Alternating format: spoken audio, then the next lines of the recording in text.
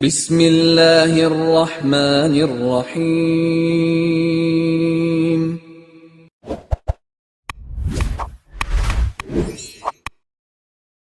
السلام علیکم ورحمۃ اللہ وبرکاتہ۔ الحمد للہ وکفی وسلام علی عبادہ الذین اصطفی، اما بعد۔ حاضرین و ناظرین، یہ درس حدیث نمبر 315 ہے۔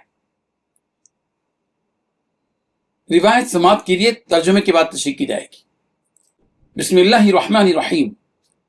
عن انس بن مالک رضی اللہ عنہ قال كان النبي صلى الله عليه وسلم في السوق فقال رجل يا أبا القاسم فالتفت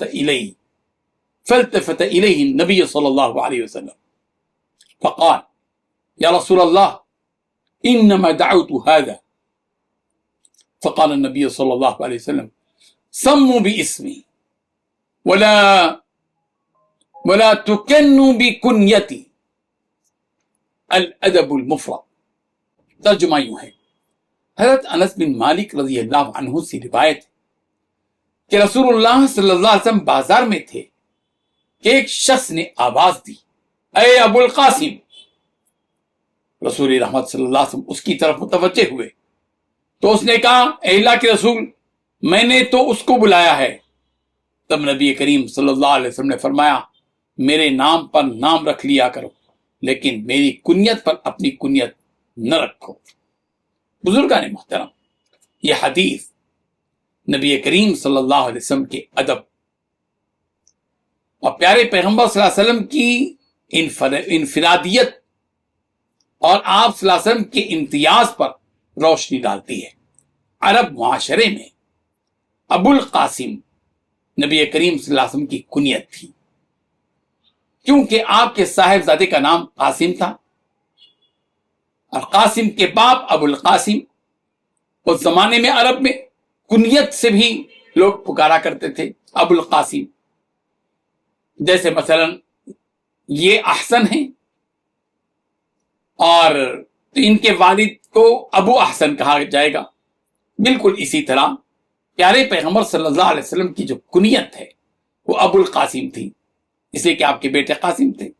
لوگ عام طور پر کنیت سے بھی ایک دوسرے کو پکارتے تھے۔ اس واقعے میں جب ایک شخص نے بازار میں ابو القاسم کہہ کر پکارا تو نبی کریم صلی اللہ علیہ وسلم نے گمان فرمایا کہ وہ شخص آپ کو بلا رہا ہے، اس لیے پیغمبر ان کی طرف مڑ کر دیکھنے لگے جن کی طرف سے آواز آئی، لیکن دراصل وہ کسی دوسرے کو پکار رہا تھا۔ پیارے پیغمبر صلی اللہ علیہ وسلم نے ایک ایسا اصولی حکم دیا جو آداب امت کے لیے رہتی دنیا تک روشنی ہے، پوری امت کے لیے، کہ فرمایا میرے نام پر نام رکھو۔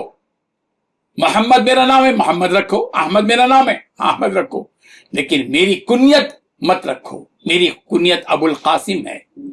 محمد نام رکھنا مستحب ہے، باعث برکت ہے، لیکن ابو القاسم چونکہ میری کنیت ہے اور میری کنیت پر کسی کی کنیت مت رکھو۔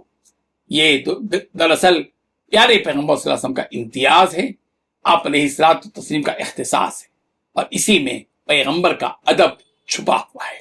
اللہ تعالی ہم سب کو عمل کی توفیق عطا فرمائے، آمین۔ وآخر دعوانا ان الحمد للہ رب العالمین۔